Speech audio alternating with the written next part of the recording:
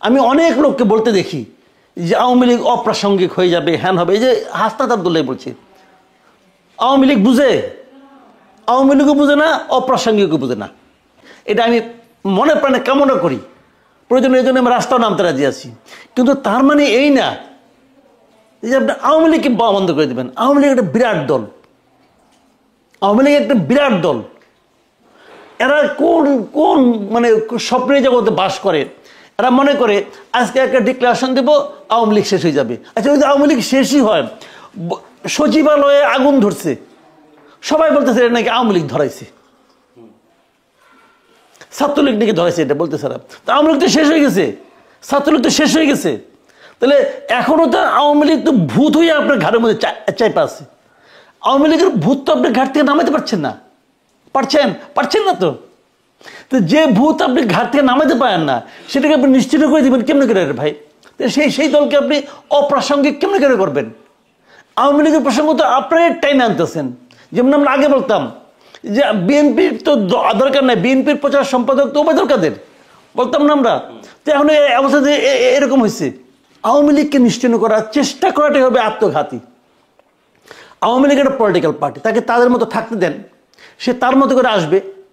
আপনি আওয়ামী লীগের যদি করাপ্ট লোকের সংখ্যা আপনি ধরেন, আপনি বলবেন সবাই করাপ্ট, সবারই বিচার করেন, কোনো সমস্যা নাই। কিন্তু বিচার হবে আওয়ামী লীগ করে এই অপরাধে নয়, বিচার হবে সে অন্যায় করেছে এই অপরাধে। এই কারণে আপনি অন্যায়ের বিচার করবেন। আওয়ামী লীগ করে তো অপরাধ হইতে পারে না। আপনি তাহলে আওয়ামী লীগ যদি অপরাধ করা হয়, তাহলে প্রত্যেকটা দলের আপনি নিয়ে আসেন, গঠনতন্ত্র নিয়ে আসেন, আমরা বিচার করে দেখি যে কোনটা গঠনতন্ত্র ভালো। পার্টি চলবে গঠনতন্ত্র দিয়ে। অনেক সময় হয় কি, পার্টির নেতৃত্বটা হয়ে যায় স্বৈরাচারী, তখন অন্যদের কিছু বলার থাকে না।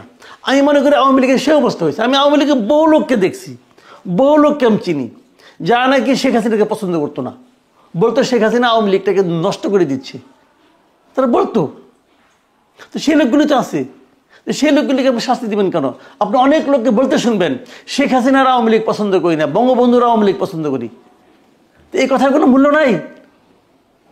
এখন যারা বলে বঙ্গবন্ধু অপ্রাসঙ্গিক, আওয়ামী লীগ অপ্রাসঙ্গিক, আমি বলি, আমি ভাবি তারাই রিয়েলি আমাদের স্বাধীনতার বিরোধী ছিল। আপনি যত কিছুই বলেন, আজকাল দেখি মুক্তিযোদ্ধাকে ডিফেম করার একটা চেষ্টা থাকে। আপনি যত কিছুই বলেন, আজকাল থেকে 100 বছর পরে হলো, ইতিহাসটা অনেকটা ওই পুকুরের মতো। এই যে নতুন পুকুর করলে পরে যেমন প্রথমে ঘোলা পানি থাকে, সেই পানিটা থিতাতে অনেক সময় লাগে। ইতিহাস এরকম যে 100 বছর পরে যে আপনি বুঝবেন যে রিয়েল ইতিহাসটা কি। 100 বছর পরে হলে দেখবেন আপনার বাংলাদেশের রিয়েল ইতিহাসে মুক্তিযোদ্ধা এটা হবে সম্মানের উচ্চারণ, আর রাজাকার হবে সবচেয়ে ঘৃণিত উচ্চারণ। এটাই বাস্তবতা। এই বাস্তবতাকে মেনে কাজ করতে হবে। যে সমস্ত রাজাকার ওই একদিন স্লোগান দিয়ে বলছিল যে আমরা জয় করে ফেলেছি, জয় হয় না। এই দেশে মানুষের মনে রাজাকার একটা ঘৃণার উচ্চারণ হিসেবে আছে, আগামীতেও থাকবে। আর জাতীয় পার্টির প্রসঙ্গ, জাতীয় পার্টি একটা চরিত্রহীন পার্টি আমার বিবেচনায়, একটা চরিত্রহীন পার্টি জাতীয় পার্টি। তো জাতীয় পার্টিকে আমি ওইভাবে বিবেচনা করি, কারণ উনি মনে করতে পারে না চরিত্রহীন পার্টি না, সে ওনার মতো মনে করতে পারে। চরিত্রহীন ব্যক্তিকেও কেউ না কেউ ভালোবাসতেই পারে, কোনো সমস্যা নাই। কিন্তু আমি কোনো পলিটিক্যাল পার্টিকে নিষিদ্ধ করার পক্ষে না, কিন্তু ঐক্যমতে তাদেরকে থাকা উচিত। জাতীয় পার্টিকে বাদ দিয়ে, আওয়ামী লীগকে বাদ দিয়ে আপনি জাতীয় ঐক্যমত করবেন, তাহলে আপনি জাতিকে খণ্ডিতভাবে দেখতেছেন।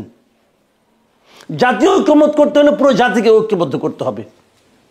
আপনার কাছে ভালো লাগে নাই, তাতে কি আসে যায়? পুরো জাতির অনেক লোক আছে যারা নাকি মনে করে ওদেরকে নেওয়া উচিত। আর আপনি আপনার মতো করে সিদ্ধান্ত নিচ্ছেন, যেভাবে শেখ হাসিনা তার মতো করে সিদ্ধান্ত নিত, এবং শেখ হাসিনা ওই এককভাবে সিদ্ধান্ত নেওয়ার ফল কি হয়েছে সে হারে হারে দেখছে, আপনারাও দেখবেন।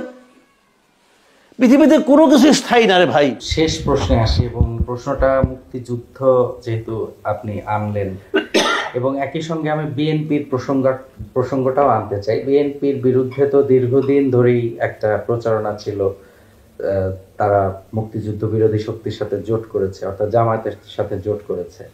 সেই জন্যে মুক্তিযুদ্ধকে ধারণ করা বা মুক্তিযুদ্ধের চেতনা বলতে একমাত্র আওয়ামী লীগই সেটা ওন করে, এমন একটা ন্যারেটিভ এস্টাবলিশ ছিল আমাদের সমাজে, এবং আমি বলবো যে এখনো আছে।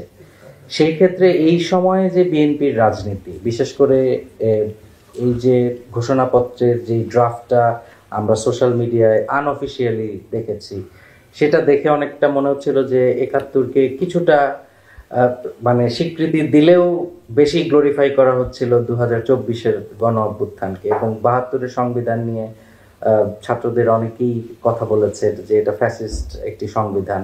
এই সময়ে এসে বিএনপি সরাসরি ভাবে মুক্তিযুদ্ধের পক্ষে এসে দাঁড়িয়েছে এবং 71-এর পক্ষে এসে দাঁড়িয়েছে, 72-এর সংবিধানের পাশে এসে দাঁড়িয়েছে, এবং কোনোভাবেই মুক্তিযুদ্ধ যেন খাটো না হয় সেই জায়গায় সে শক্ত একটা অবস্থান নিয়েছে। মানে বিএনপির এই রাজনীতিটা কি এতদিন আড়ালে ছিল, নাকি আড়াল করে রাখা হয়েছিল, নাকি বিএনপির এই নতুন অবস্থানটা একটা নতুন রাজনীতি? মানে আপনি কি মনে করেন? এটা বিএনপির একটা নতুন রাজনীতি। রাজনীতির কথা আমি বলি আপনাকে। দেখেন, 72-এর সংবিধানে যারা আলাপ করে, আচ্ছা সংবিধানের নামটা 72-এর কেন এটা আপনি বলেন। যেমন ওটা 72 সালের 16 ডিসেম্বর এটা মানে গৃহীত হয়েছিল। প্রতিটা সংশোধনী হয়েছে এর মধ্যে, এরপর একটা পর একটা প্রতিটা সংশোধনের পর কিন্তু এটা একটা নতুন সংবিধান হয়েছে, কিন্তু মূলটা রয়ে গেছে, বারবার চেঞ্জ হয়েছে, কিন্তু হয়েছে না। তো সর্বশেষ যেটা শেখ হাসিনা বানিয়েছিল 50 সংবিধান, এই সংশোধনের মাধ্যমে, সেটা কিন্তু 72-এর সংবিধান না, এটা মাথায় রাখতে হবে। এদের আপত্তি কিন্তু 72 নিয়ে, মূলটা নিয়ে এদের আপত্তি। কেন আপত্তি? যখন বাকশাল করা হয় তখনও কিন্তু 72-এর সংবিধান ছিল না। বাকশাল কিন্তু 72-এর সংবিধানের আলোকে হয় নাই, নতুন ভাবে ঠিক আছে জিনিসটা। কিন্তু এদের আপত্তি কিন্তু 72-এর সংবিধান নিয়ে। কারণটা কি? 72-এর সংবিধান হলো আমাদের স্বাধীনতা যুদ্ধের আউটকাম, আমাদের মুক্তিযুদ্ধের আউটকাম।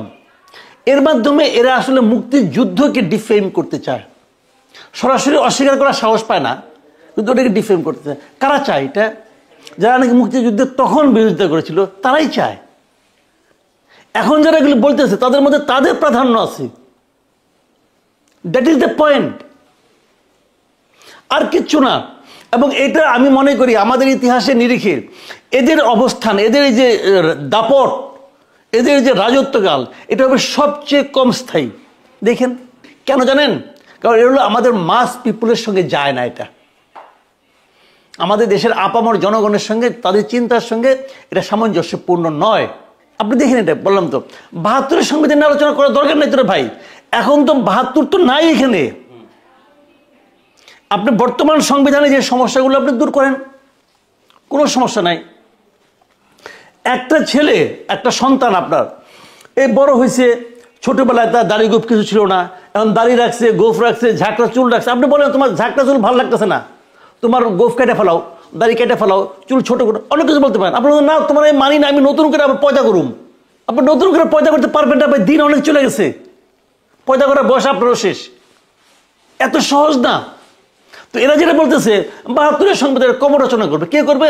হাসনাত আব্দুল্লাহ কবর করবো না। 72-এর সংবিধান মুজিববাদী সংবিধান বলে। আমি এটা আগেও বলেছি যে মুজিববাদী সংবিধান জিনিসটা কি। আপনি তো অনেকদিন পলিটিক্সে পড়াশোনা করেন, দেখেন শুনেন। 15 বছর শেখ হাসিনা ক্ষমতায় ছিল, স্বৈরাচারী শাসন চালাচ্ছে। শেখ হাসিনার মুখে একদিনের জন্য মুজিববাদ শব্দটা কেউ শুনছে কিনা? কেউ শুনে নাই। বঙ্গবন্ধু নিজেও কখনো মুজিববাদ বলছে, তাও বলে নাই। আমরাও শুনি নাই, আমরা এবারে সে শুনতে পাচ্ছি। What is মুজিববাদ? মুজিববাদ কি? 72 থেকে 75 এরকম একটা ছিল না মুজিববাদ, স্লোগানের মধ্যে অনেকে বলেছে, বাট শেখ মুজিব কোন স্বীকার করছে না, কোনোদিন প্রতিষ্ঠিত হতে। একটা বই লেখা হয়েছিল, খন্দকার মোহাম্মদ ইলিয়াস নামে এক ভদ্রলোক, এই যে আমাদের নিক্সন চৌধুরী আছে না, এর বাদের বাপ আর কি, সে খন্দকার মোহাম্মদ ইলিয়াস একটা বই লিখছিল মুজিববাদ নামে। আমার দুর্ভাগ্য হয়েছিল সেই বইটা পড়ার। ওটা কোনো বই নেই, বইয়ের জাতি না। উনি বাংলার বাণীর মানে সঙ্গে ছিলেন আর কি, উনি বাংলা বাণীর সম্পাদকের মধ্যে ছিলেন। এর ঢাও সেটা বই ছিল, কিচ্ছু নাই। এর মধ্যে আরেকজন ছিল ডক্টর মাজহারুল ইসলাম নামে এক ভদ্রলোক ছিল বাংলা একাডেমির, উনিও এটা নিয়ে কিছুদিন নাড়াচাড়া করছেন। এই দুই ব্যক্তি ছাড়া আর কেউ কিছু জানেন না সম্পর্কে। কারণ ওরা মুজিববাদটা কোথেকে নিয়ে আসলো? ওনাদের যে গুরু, সেই গুরু মুজিববাদকে একটা ভিলেন হিসেবে দাঁড় করাইছে, নাথিং এলস। এদের পড়াশোনা খুব কম, সত্যি বলতেছি, আমারও পড়াশোনা কম, কিন্তু এদের পড়াশোনা খুবই কম, এক বইয়ের পাঠকরা সবাই। মুজিববাদী সংবিধান তারা ওইটা বলতে, যদি আমাদের এই সংবিধানকে বলা হয় সংবিধানে কবর দেওয়া তো সহজ না। কবর বুঝে? একটা ইঁদুরকে কবর দেওয়া খুব সহজ, আপনি পেন্সিলটা আঙুল দিয়ে খুঁজে খুঁজে ইঁদুর কবর দিতে। হাতিকে কবর দিতে গেলে কয়েকশো লোক লাগবে, এটা এদের সক্ষমতার মধ্যে পড়ে না, বলতেছে, বললে আপনি কি করবেন? তো এগুলি কোনো বাস্তব ভিত্তি নাই। এবং তারা যেটা বলছিল বাইচা গেছে, গভর্নমেন্ট তাদের বাঁচাই দিছে যে তোমরা করো না, আমরা করি, এবং তারাও করতে পারবে না। না, যেটা বলছিলাম বিএনপির অবস্থানটা, বিএনপির অবস্থান যেটা, বিএনপির ব্যাপারটা আমি বলি আপনাকে, বিএনপি যেখানে আওয়ামী লীগকে ভালোবেসে করতেছে তা কিন্তু না। বিএনপি তো মুক্তিযুদ্ধকে ভালোবেসে করছে, সেটা আমি ওটাও না, আমি বলি আপনাকে বিএনপির মূল ব্যাপারটা হলো, বিএনপির যিনি মূল লোক জিয়াউর রহমান, উনি তো মুক্তিযোদ্ধা ছিলেন। এটা কি বিএনপি প্রচার করতে কোনো লজ্জা বোধ করে না, তারা এটা গর্বের সঙ্গে বলে। কাজে মুক্তিযুদ্ধের সঙ্গে বিএনপির কোনো বিরোধ নাই। কিন্তু বিএনপির পলিটিক্সটা এমন, আওয়ামী লীগ যেমন অতীতে আশ্রয় পলিটিক্স করে, বিএনপি তা করে না। বিএনপি হলো বর্তমান নিয়ে থাকে। আমি এই পলিটিক্সটাকে পছন্দও করি, আমি এটাকে পছন্দ করি, যেটা ভালো, বর্তমান নিয়ে থাকাটাই ভালো। এতদিন তারা জামাতের সঙ্গে ছিল, যে কারণে তারা মুক্তিযুদ্ধ নিয়ে বেশি কিছু বলতো না। কিন্তু এখন তারা বুঝতে পারছে এই মুহূর্তে তাদের প্রধান শত্রু আর আওয়ামী লীগ না। কারণ আওয়ামী লীগ তার জন্য কোনো রকম প্রতিদ্বন্দ্বিতা সৃষ্টি করবে না আগামী ইলেকশনে, বরঞ্চ আগামী ইলেকশনে তার সঙ্গে প্রধান প্রতিদ্বন্দ্বী হলো জামাত এবং এই ওরিয়েন্টেড লোকগুলো। এবং তারা একটা জিনিস আতঙ্কের সঙ্গে এটাও লক্ষ্য করেছে, এই গ্রুপটা অফিসিয়ালি সরকারের সমর্থন নিয়ে বিএনপিকে মাইনাস করার একটা চেষ্টা চালাচ্ছে। এটা বিএনপি নেতৃত্ব বুঝতে পেরেছে, এবং যে কারণে এই ধরনের বড় যে কোনো ইস্যুতে এরা যেটাই সাপোর্ট করবে, বিএনপি সেটারই বিরোধিতা করবে, আপনি নিশ্চিত থাকেন। কারণ তাদের অস্তিত্বের প্রশ্নে বিএনপি এটাই বিএনপি বুঝে ফেলাইছে যে এখন -2 আগে ছিল 111 সময়, এখনও -2 একটা প্রজেক্ট চলছে।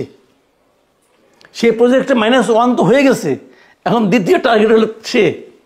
কাজে বিএনপি নিজের অস্তিত্বের স্বার্থেই এদের যে কোনো প্রশ্নে তারা বিরোধিতা করবে, এবং যদি বিএনপি শক্তভাবে বিরোধিতা করে তাহলে এরা সফল হতে পারবে না। কারণ জনসমর্থনের দিক দিয়ে বিএনপির সামনে এরা কেউ না, এরা কিচ্ছু না। এটি হলো রিয়েলিটি। এবং বিএনপি শেষ মুহূর্তে এসে বুঝতে পারছে যে তাদের মূল শত্রু আওয়ামী লীগ না, মূল শত্রু এরা।